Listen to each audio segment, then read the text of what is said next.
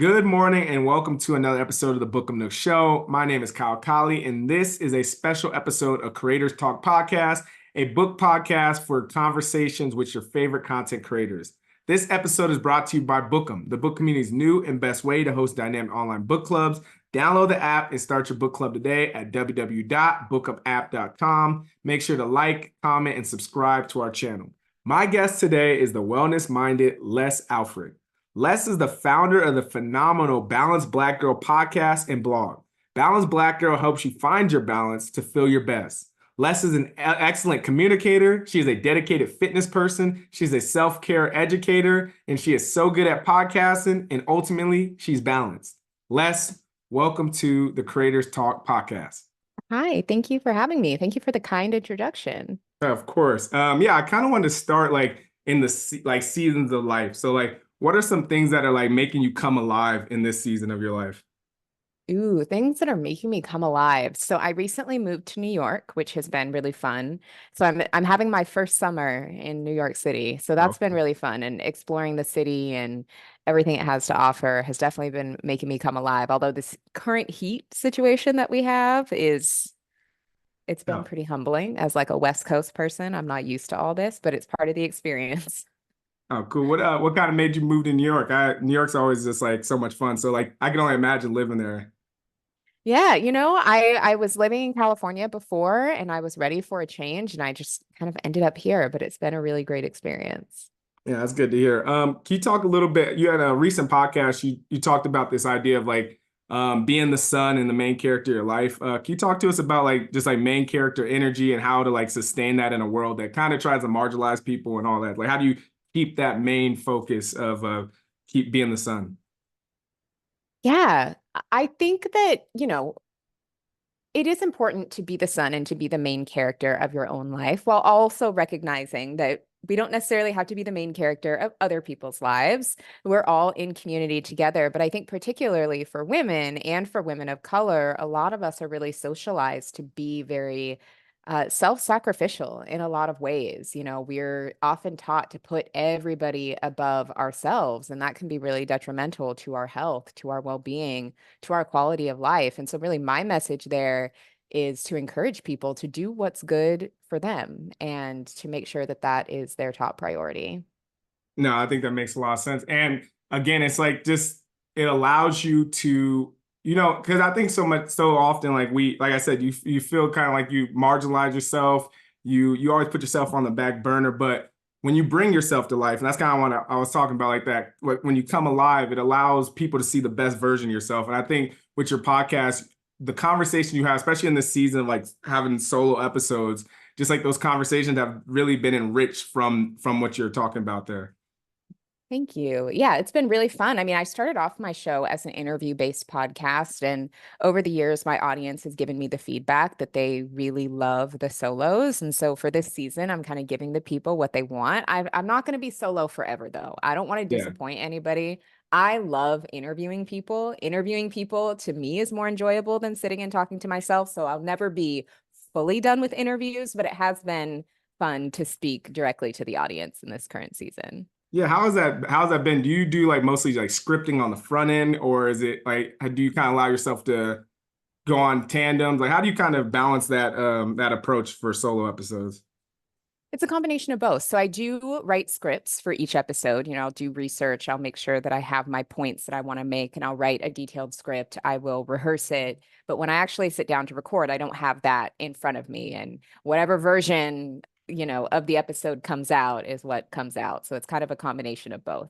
No, that's good. I also kind of wanted, as we're talking about coming alive, what were some books and stories that from your childhood that kind of shaped your life? Ooh, I mean, this is going to sound so stereotypical, but definitely the Harry Potter series. And I'm Okay. old enough to have read all of the Harry Potter books as they were released, and getting to experience the phenomenon of that series and that world of characters in real time, and getting to anticipate the next book, and, just the way that my generation was so excited and got to experience that story as it was being told was definitely something that helped me fall in love with reading and world development for sure. No, it's funny because I'm the same way. Like Harry Potter definitely was big when I was growing up, but then also a lot of people say Twilight now too. Like I feel like every person's either like saying Harry Potter or they're saying Twilight. And I can always kind of like, okay, yeah, I know what kind of books that have shaped your life. So, I've never read Twilight or oh, seen any okay. of them. I've never consumed any Twilight content, never seen the movies, never. But because I'm from Seattle, people are always like, "Oh, isn't Twilight there?" I'm like, first of all, that's Forks. That's totally different. But yeah, I've never consumed any Twilight content. Yeah, and I know when I listen to your podcast, you always are bringing up books. So like, how much do books, stories, and like learning like play a role into like the balanced lifestyle and how does that kind of work? How do you work that into your lifestyle? It's been something that's become a bigger part of my life over the past few years. You know, for a long time, I hadn't really read much in my early adulthood. And I think a lot of people experience that. It's like you go to school, school can sometimes take the fun out of reading.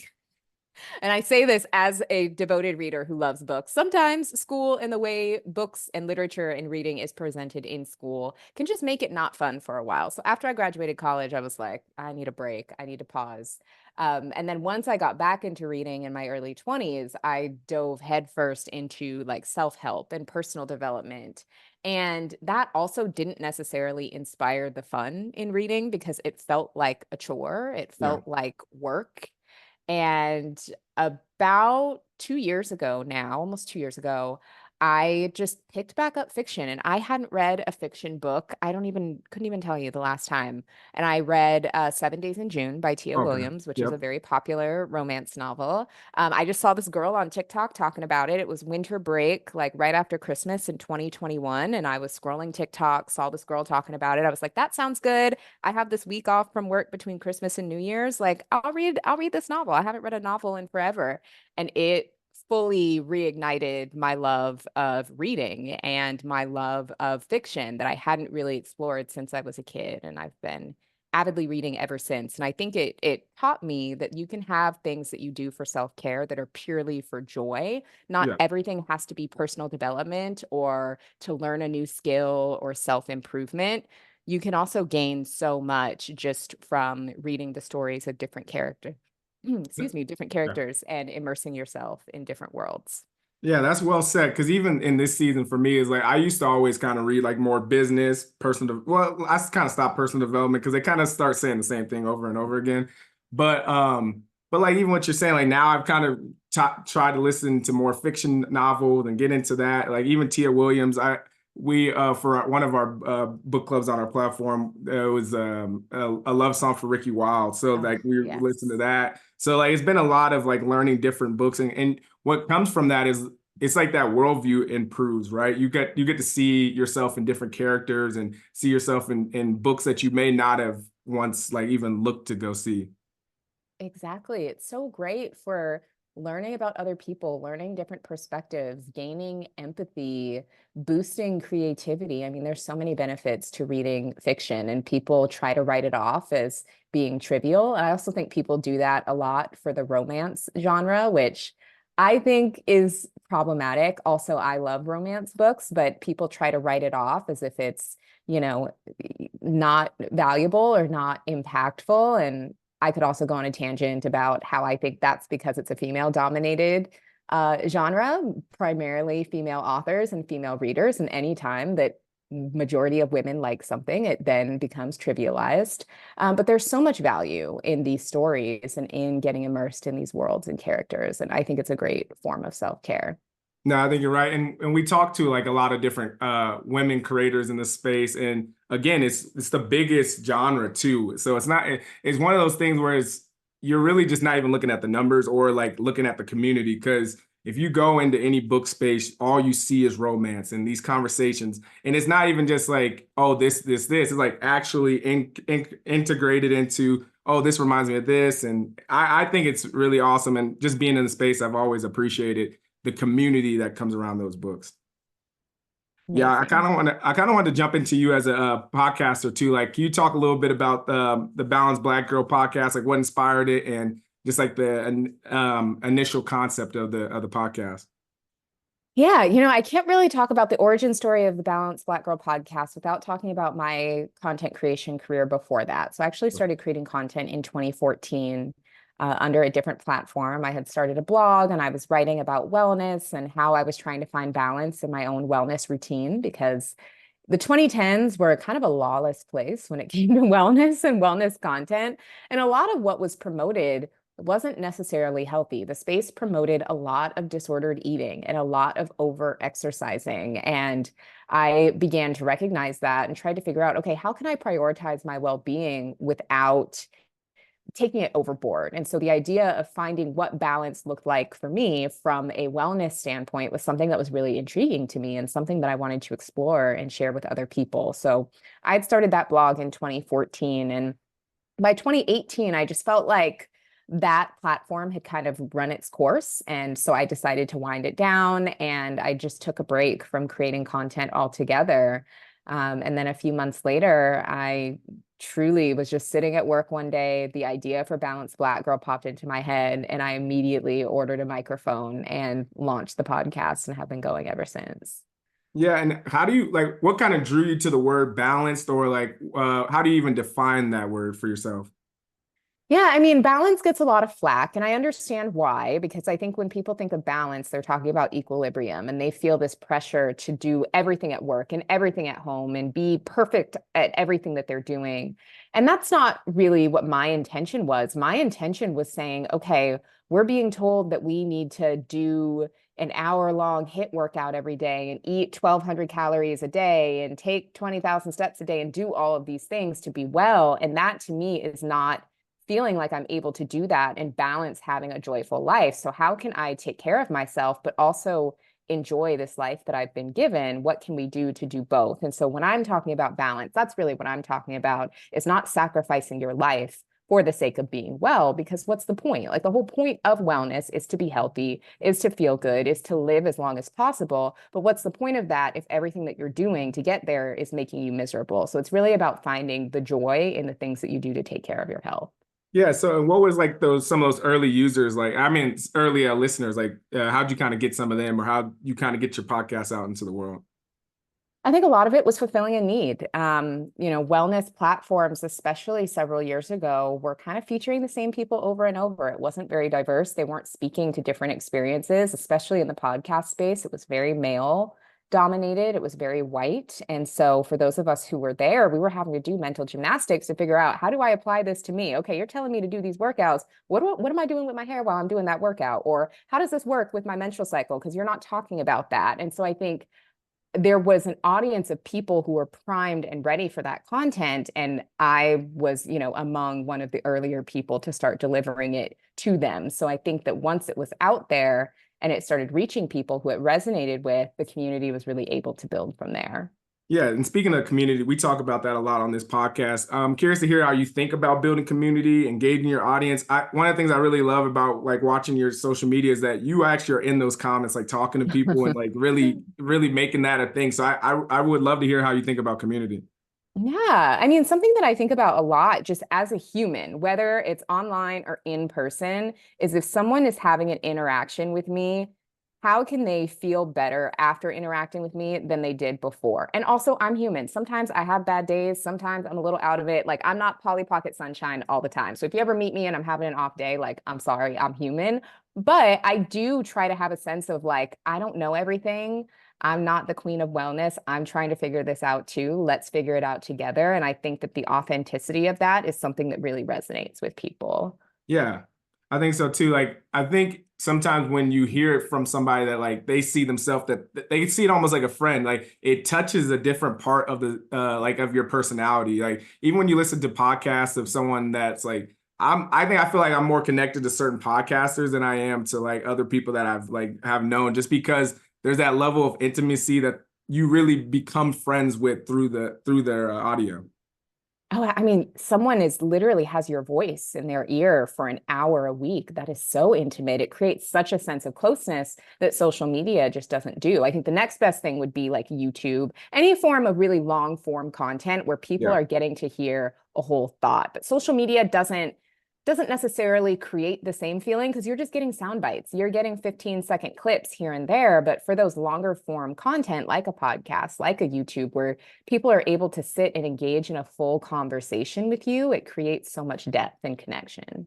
Yeah, that's funny because like that's how we like kind of become friends with people. It's like it's depth of relationship, like those long hours and all that. But social media, well, not like you said, YouTube and podcasts a little different, but a lot of times we're given fed like quick bites, and it's like we don't get that intimacy. But when you listen to a podcast, you're like, okay, I'm here with this person. I understand them. If they say, and that's how I think why podcasters really do a great job of building community is because they have these people that will like obviously go and support things that they do and all that because of that long form relationship that's built. Yeah, I'm really going to date myself here, but I remember back when Instagram first introduced stories. Oh yeah. And it was, well, first of all, I mean, also they got that from Snapchat, but Snapchat was different because Snapchat you use to communicate with people you know versus Instagram has always been like a little bit different. That's where people got an audience. But I remember how jarring it was because up until that point, Instagram was solely for photos. So Yeah. people would build followings off of having like pretty pictures. And then when stories happen and I'm like, oh, that's what you sound like? Huh. Or like, oh, that's okay. Now you're talking. Interesting. And it made our relationships with creators totally different because we were able to learn so much more about them and hear their voices and get more of a feel of who they are as people.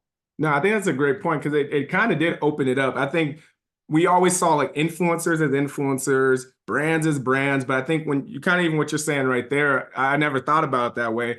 It did open up the next tier that what we kind of entered into now, which is just like the content creator. Like it could be an everyday person that has just a point of view that's really strong, that they say it at the right time. And they're like, okay, now I'm following this person. So like, or those clips, like those, even though we were kind of talking about earlier, those clips are important because now I can find less. And then I go and see the longer form podcast, and now I go to your YouTube and now I'm hooked, right? So I think you're right on that. Talk to like, how do you kind of gauge feedback from like your content? Like when you put out podcasts or in your community feed, like how do you think about when to take a concept someone says that you actually want to expand on versus like, it is what it is, like not as important. I don't know. How do you balance feedback? I mean, a lot of it is like, do I have something else to say? You know, people might be surprised to hear this, but I'm actually a pretty quiet, reserved person in person.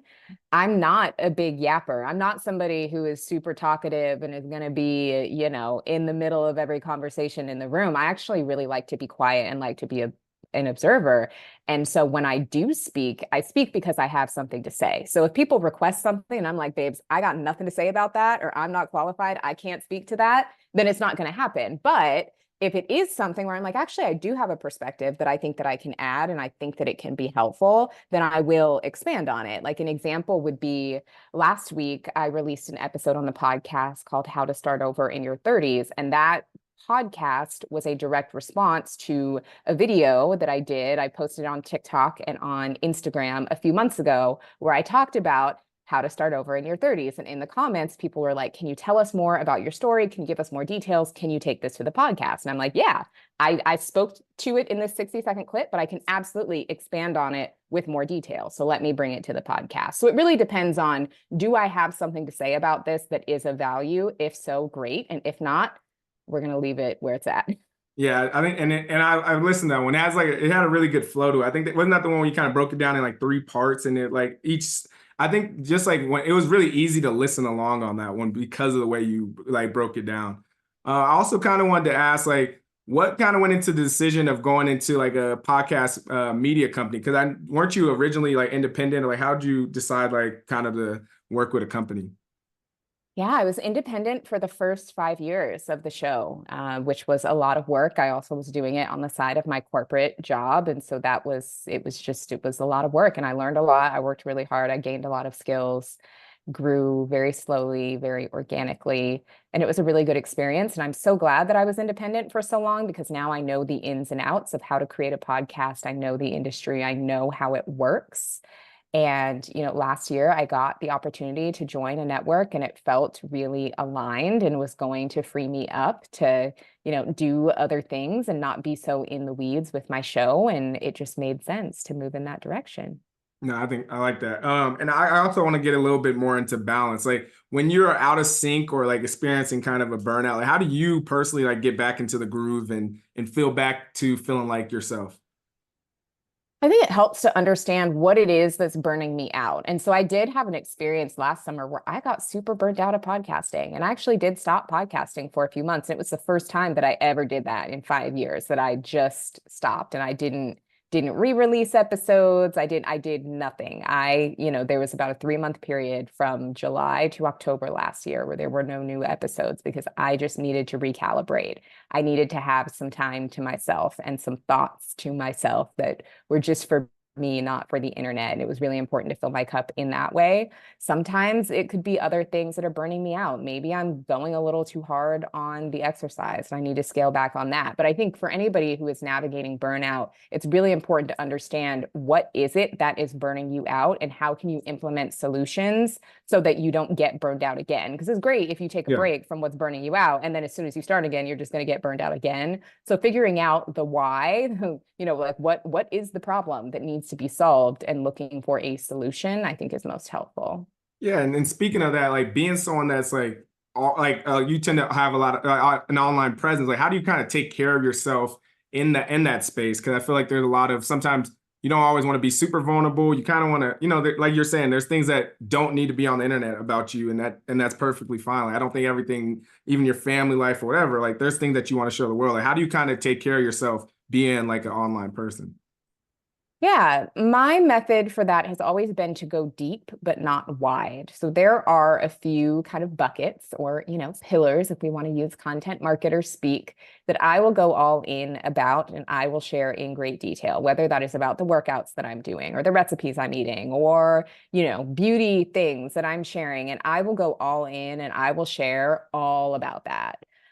There are other buckets of my life, details about my family or details about my personal life or specific details about my finances. We don't ever go into those. We just don't. Like that's just like not on the table for the broader internet to hear about. And that just is what it is. And, my audience understands those boundaries. And because I'm able to share so much and go so deep in what I do consent to sharing, they almost don't notice that I don't share the other stuff. Yeah. So that's been what's been helpful for me. Yeah, I think it was in one of your podcasts. I think it was with Jazz Turner. You were talking about. I want to make sure it's right. You said you teach people how to treat you, right? How do you kind of build those like boundaries on for people that kind of to what we were talking about? Yeah, that's a Maya Angelou quote, I believe, that is something that my mom has always said to me from a very young age. So, like, what you allow, how you communicate with people, what your boundaries are, that is all information that teaches people how to treat you. And it's hard because it can be hard to set boundaries. It's hard to speak up for yourself. And I wouldn't say that I'm necessarily always the best at it. I think it's a little bit easier to set boundaries online than it is in real life Mm. sometimes. Um, but that kind of goes back to what we were saying earlier about you are the sun. Like you are the one who lives with the consequences of people disrespecting your boundaries. You are the one who lives with the consequences of overextending yourself. So if you want a different result, you're going to have to approach things differently. And that's something that I like to remind myself of when I'm struggling with that. Yeah, that's well said. And speaking like continuing on the like the path of balance, like, I always kind of think of balance in like a four-part thing. And I saw that you all kind of talk about too, like the holistic side. So I think of balance in terms of like mind, body, soul, and heart. Like how am I kind of taking care of those things each day that kind of build up to it? Like how do you kind of like satisfy each of those areas? Do you think about that too in that space, or how do you think about it in satisfying those four areas? Yeah, I mean, I'm of the belief, and this is maybe my own unique definition of balance, that we're never going to be 100% in every area. And I No. think that when people try, that is when they say things like balance doesn't exist. I can't do this. I can't do that. I think that we all go through seasons of life where different things are our focus. We may have a season where it is like all hands on deck about family, or maybe you're having a season where you have some lofty career goals and work is a high priority to you. Or maybe you have a season where you're really leaning into wellness. So that means if you are super heavily leaning into one of those things, let's say maybe work is like a really high priority. You're having a season of life where there's a lot of demands of work and you have a lot of professional goals that you want to reach.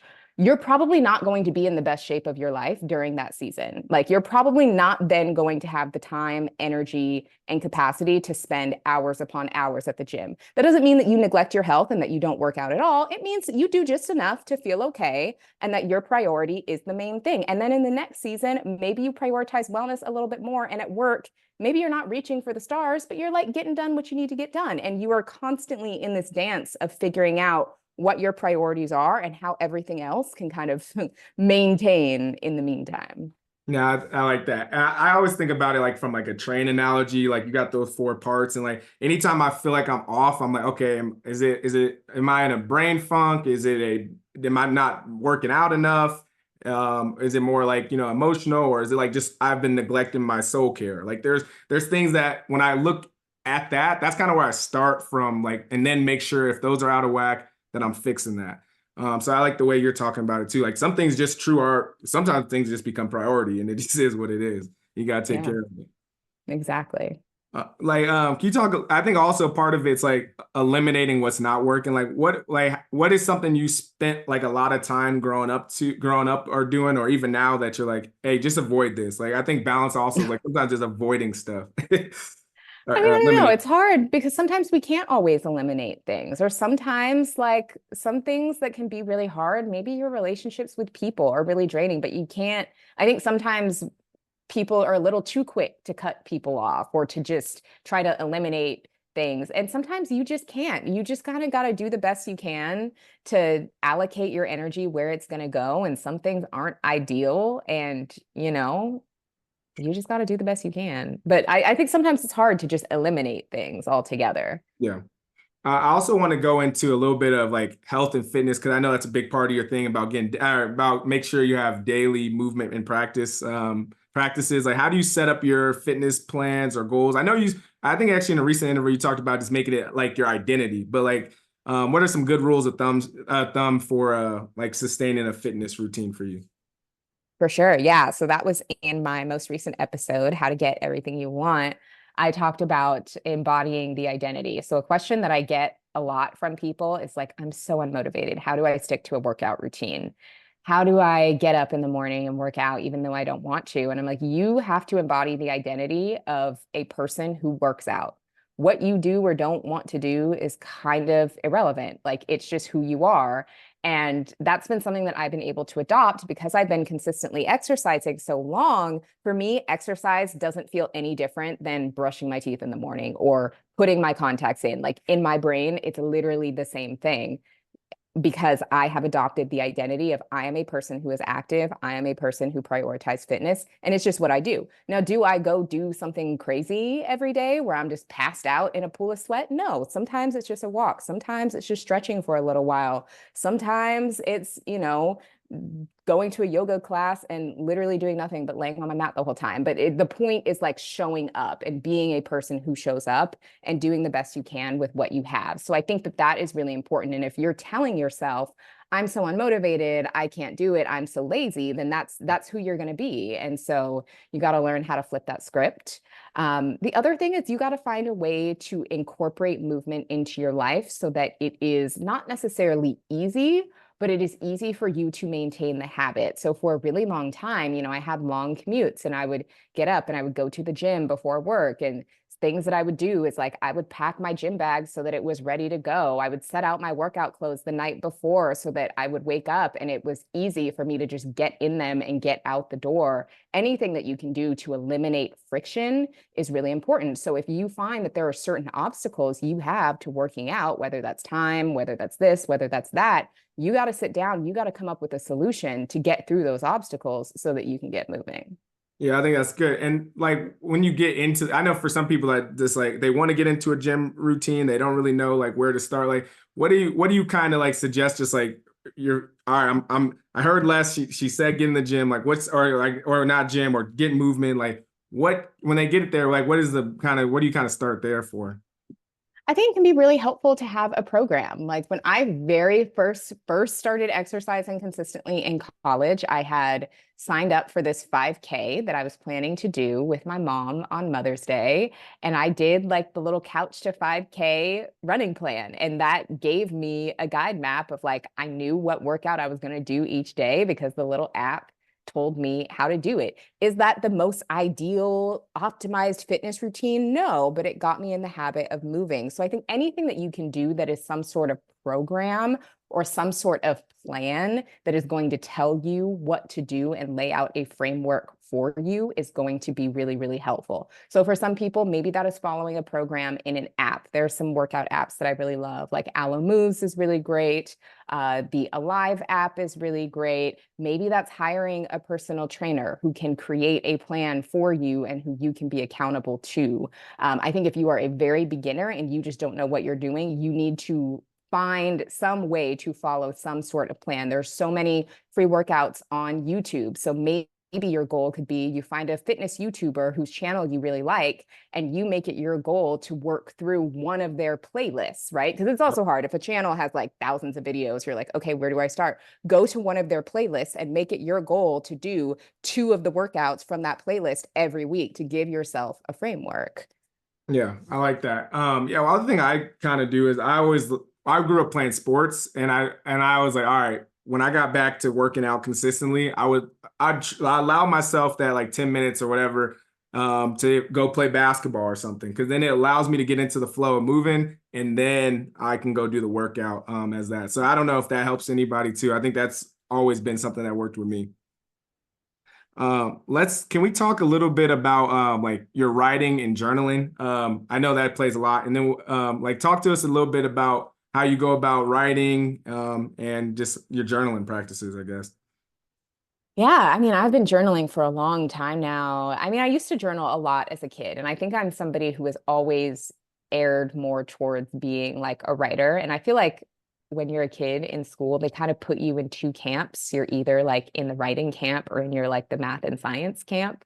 And I always erred a little bit more towards the writing side. So writing is just something that I've always done from a very young age to express myself. And it has just always been, a way that I have been able to express what I was thinking or what I was feeling. Now that I'm an adult, I can be a little bit more strategic about that if there are things that I'm wanting to manifest or if there are things that are bothering me that I'm wanting to work through. I now know that maybe this is a good way for me to work through it in my journal. And so I, over the years, have done things from guided journals. Now I just write, blank page free write. If anyone is familiar with the book The Artist's Way by Julia Oh, yeah. Cameron, she introduces this concept called morning pages, where every morning you get up and you write 3 pages of literally anything. It could be pure nonsense, but you just pen to paper for 3 pages. So I've done that. And that really trains you to just be able to express yourself and get your thoughts onto paper. And it could be anything. There are some days where I write these really beautiful poetic journal entries about what happened the day before. There are some days where I write 3 full pages of complaining. There's some days where I write my own little fiction stories because it's just something that's like on my mind. There's really no right or wrong way to journal. It just depends on the person and what's helpful for them. Okay. Yeah. And so do you ever get like a sense of like writer's block or anything like that? Or like, how do you kind of pass through that? If like, I know you said you talked a little bit about like that 3 pages, but how do you overcome like writer's block if you experience that? It was definitely hard doing the artist's way because it's like you're supposed to do that 3 pages every day, and 3 pages is a lot to write. But I think for the everyday person's journal practice, writer's block shouldn't be a thing because it's just not that deep. If Yeah. you need to journal and all that comes out is 2 sentences, that's fine. Like it doesn't need to be pages upon pages of this like heartfelt, heavy, therapeutic stuff. It can be as much or as little as someone wants or needs. And do you kind of do that the same way, like when you're like scripting a show or anything too? Or how's that writing process? Is that any different or is it more sometimes the same?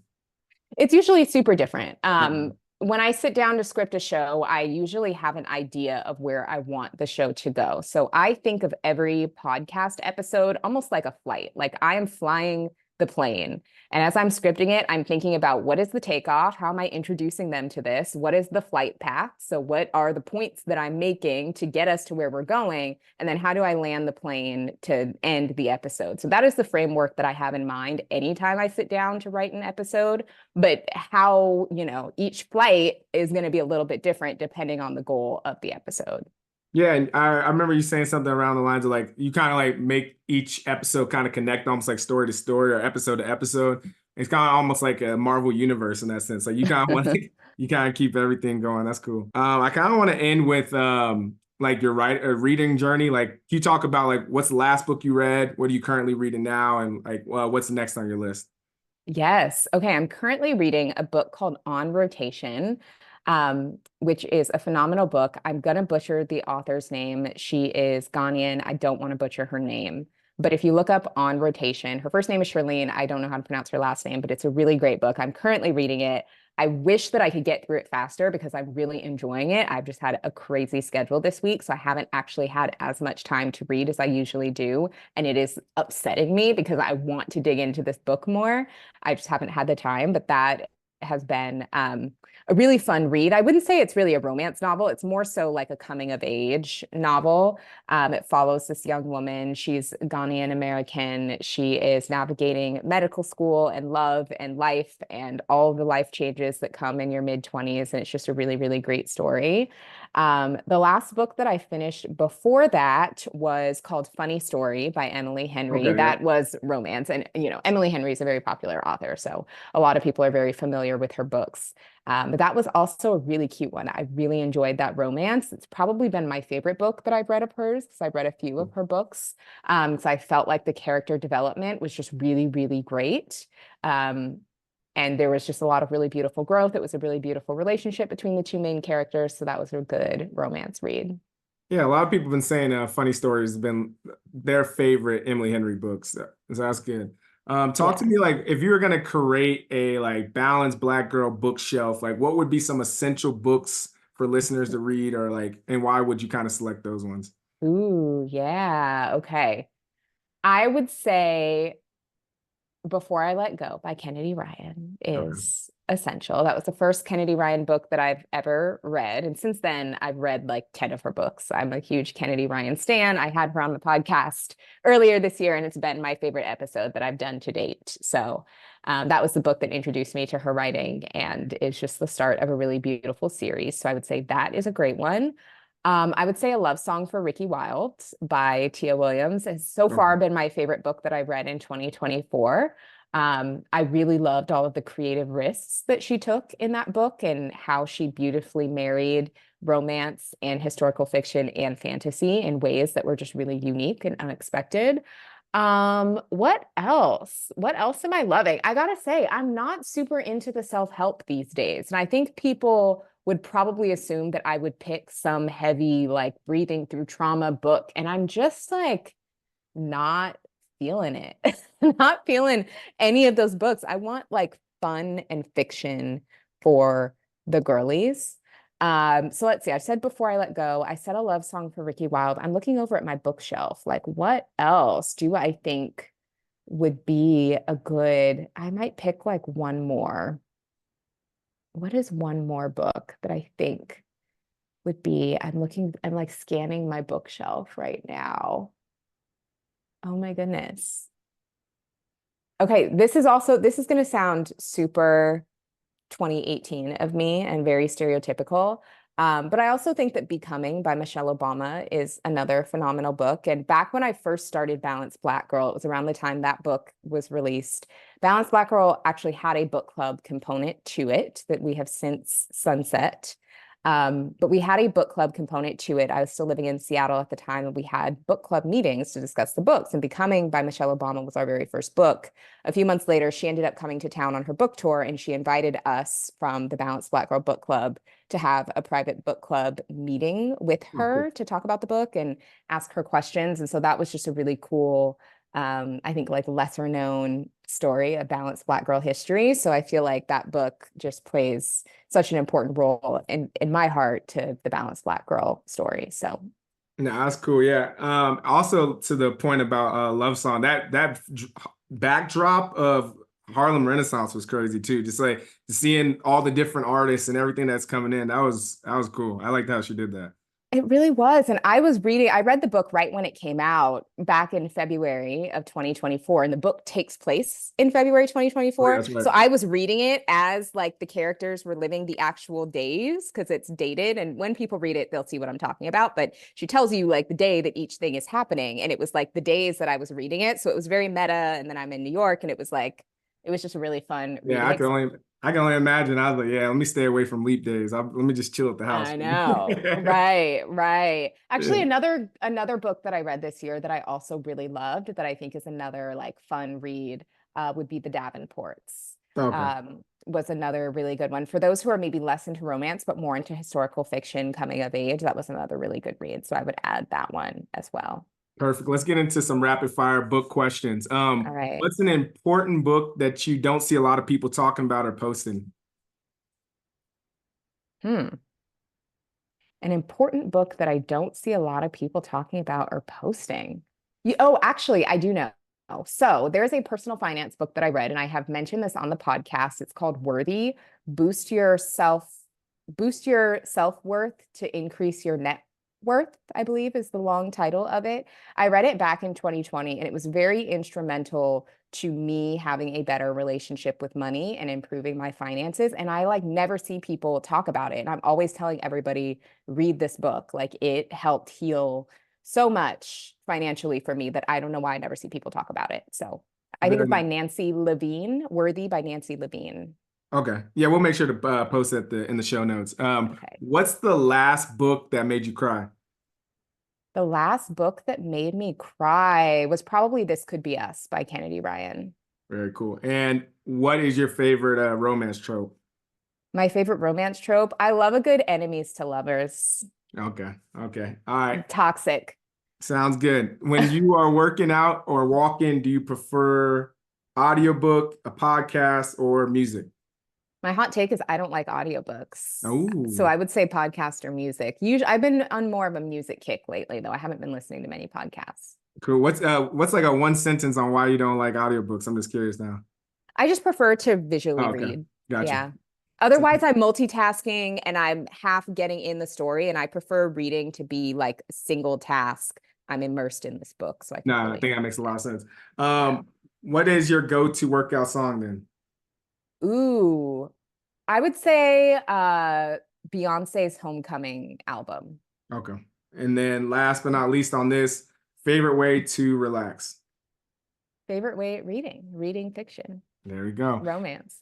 Sounds good. The way we always end this podcast, what should be in like a creators, or you can say founders, toolkit, and then what should be in I'll make it specialized to you. What should be in a balanced Black girls toolkit? Okay, something that should be in a creator's toolkit. I mean, this is going to sound a little bit more hypothetical, but it's just like lack of shame, like lack of fear. You just got to throw stuff out there, try it, and not be worried about how it does. So, like gadgets and tools, whatever, use what you have, but you got to just be able to put stuff out there and keep trying. And what should be in a balanced Black girls toolkit? I would say a good pair of walking shoes because we're getting our steps in. I love it. Well, Les, thank you so much for being on the podcast. Please let us know anything that's coming up in your world, anything that we can support, or just where to find you on the internet. Thank you so much for having me. Yes, you can listen to Balanced Black Girl every Tuesday. I have conversations like this solo and with guests. So you can find that wherever you get your podcasts and on YouTube. And then you can find me on social at Balance Less. I'm on Instagram and TikTok. All right. Thank you so much, Les. Have a great rest of your day. Thank you.